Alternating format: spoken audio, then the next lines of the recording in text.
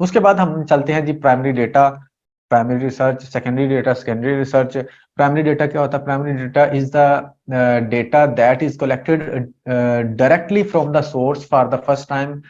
जब आप डायरेक्टली किसी से डेटा ले हैं फर्स्ट टाइम, उसको, या आप कह सकते हैं ओरिजिनल डेटा, या जो वो डेटा जो फर्स्ट टाइम लिया जाता है उसको प्राइमरी डेटा बोलते हैं। This type of data is original and has not been collected, processed और analysed before.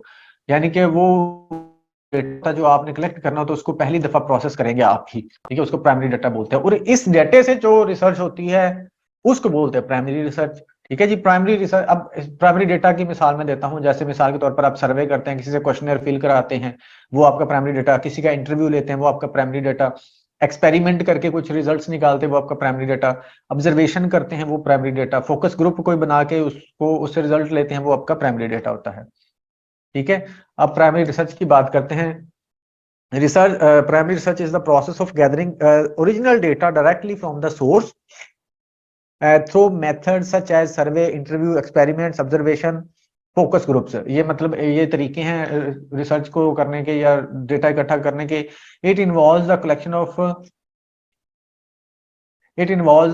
Of first hand information that not been, यानी कि ये पहली दफा आपने ही लेना होता है डेटा, पहली दफा आपने कलेक्ट करना होता है, पहले इससे नहीं कलेक्ट हुआ होता। The purpose of primary research is to gather new and relevant data that hasn't been previously studied.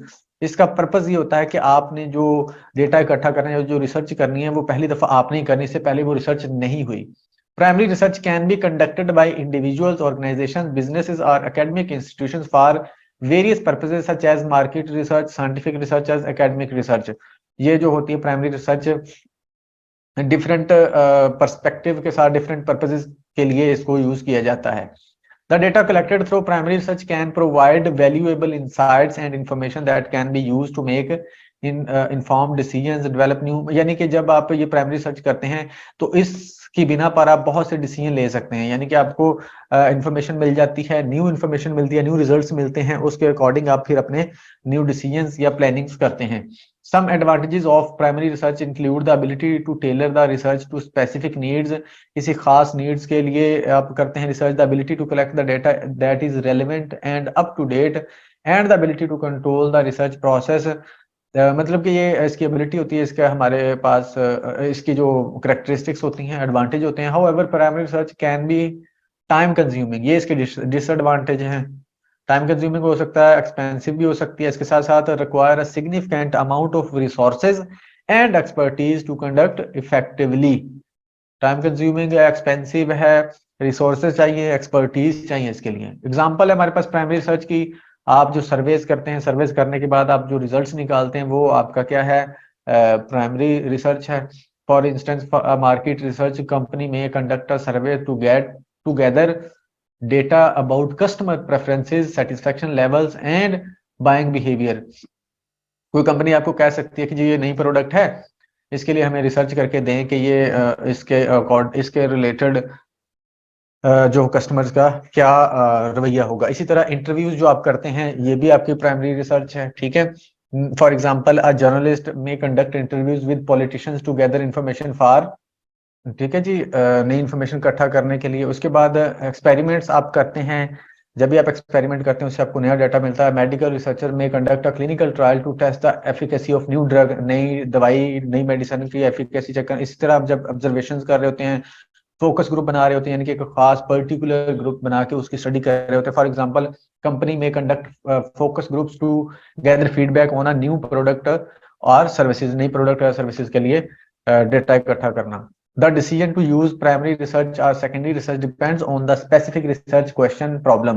आपकी जो प्रॉब्लम होती है, क्वेश्चन होता है, अवेलेबिलिटी ऑफ रिसोर्सेज होती है, रिसर्च के जो ऑब्जेक्टिव्स होते हैं, उसकी बेस पर आप ये सिलेक्ट कर रहे होते हैं कि आपने रिसर्च कौन सी करनी है, प्राइमरी करनी है, सेकेंडरी करनी है। उसमें कुछ स्टेप्स हैं, आपने कुछ की पॉइंट्स हैं कि कब आप इसको यूज कर सकते हैं। When the research question or problem requires new or original data that is not available for existing resources।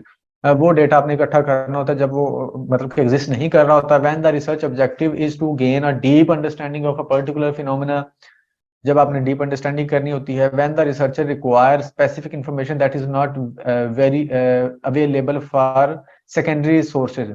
मतलब कि सेकेंडरी सोर्सेज से आपको डेटा नहीं मिल रहा तो आप फिर उसके लिए रिसर्च करते हैं, प्राइमरी रिसर्च।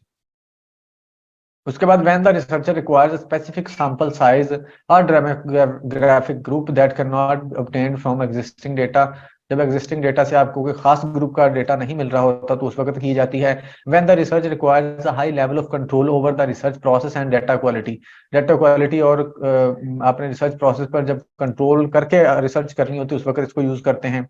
अब बात कर लेते हैं सेकेंडरी डेटा और सेकेंडरी रिसर्च की। Secondary data is the data that has already been collected, processed and analyzed by someone else. वो डेटा, वो मटेरियल जो पहले से मौजूद हो या किसी ने जिस पर पहले से रिसर्च कर रखी हो उसको उठा के, या किसी ने पहले से इकट्ठा कर रखा हो डेटा, उसको उठा के आप अपनी रिसर्च या रिजल्ट्स निकाल लो या इन्फॉर्मेशन ले लो, उसको secondary data.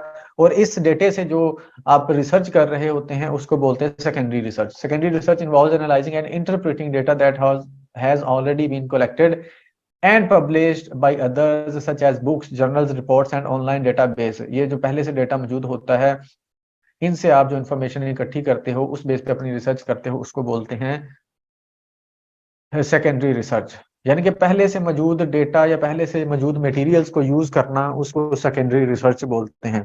For example literature review, आप जब लिटरेचर रिव्यू करते हो, लिटरेचर रिव्यू वही होता है ना जो पहले से लिखा गया है या पहले से रिसर्चेस हुई पढ़ी है उनको आप देख रहे होते हो और अपना काम की चीजें निकाल रहे होते हो। इसके बाद market research reports provide information about customer preferences, market trends and competition.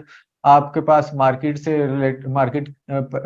Related अगर डेटा पहले, मतलब कि अगर आपने किसी खास पर्सपेक्टिव में मार्केट का डेटा लेना है तो आपको वो मिल जाता है पहले से। ये कुछ ऑर्गेनाइजेशन होती हैं जो करती हैं, या फिर ये पहले से किसी ने कर रखा होता है, एक्सपर्ट्स ने। ठीक है जी। वो डेटा लेके आपको फिर पता चल जाता है मैंने किस तरह से प्लानिंग करनी है। मिसाल के तौर पर किसी खास एरिया के अंदर अगर आप देखना चाहते हैं यहाँ पर लोगों का रवैया कैसा, बिहेवियर कैसा है, तो आप पहले वहां पर जो रिसर्चेस हुई होंगी उनका उठा के आप यूज कर लोगे। उसके बाद गवर्नमेंट पब्लिकेशन, जो गवर्नमेंट ने पब्लिकेशंस की होती हैं वो ऑथेंटिक होती हैं, उनको आप देख लेते हो। ऑनलाइन डेटाबेस जो मौजूद होता है ऑनलाइन, उनको आप देख लेते हो। Social media analytics, social media Facebook वगैरह के जो एनालिटिक्स होते हैं उसको आप देख कर समझ कर अपना आगे एनालाइज कर सकते हैं, प्लानिंग कर सकते हैं, रिसर्च कर सकते हैं। मिसाल के तौर पर कि जो यंग लोग हैं या जो नौजवान हैं वो डेली बेसिस पे कितना टाइम फेसबुक पर गुजारते हैं, ये आपको है ना जो फेसबुक के एनालिटिक्स होते हैं उससे पता चल जाता है। ठीक है। अब आप उसको देखते हुए कि कितनी वो टाइम स्पेंड करते हैं उस हिसाब से आगे कोई भी प्लानिंग कर सकते हैं। मेटा एनालिसिस, बहुत सारी स्टडीज को देख के ऑब्जर्व करके उससे रिजल्ट निकाल के उस उन सब का निचोड़ निकाल के मतलब कि बयान करना, इसको मेटा एनालिसिस कहते हैं।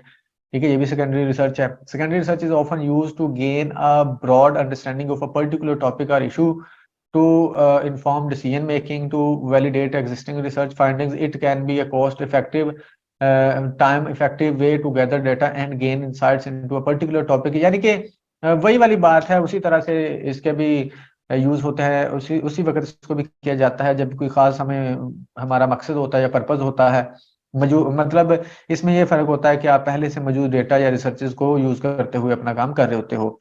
कब इसको हम कंडक्ट कर सकते हैं? व्हेन द रिसर्च क्वेश्चन और problem can be addressed using existing data sources. जब आपका क्वेश्चन का आंसर या क्वेश्चन से रिलेटेड आपको जो डेटा या एक्सप्लेनेशन पहले से मौजूद डेटा से मिल रही है तो उस वक्त यूज कर सकते हैं आप।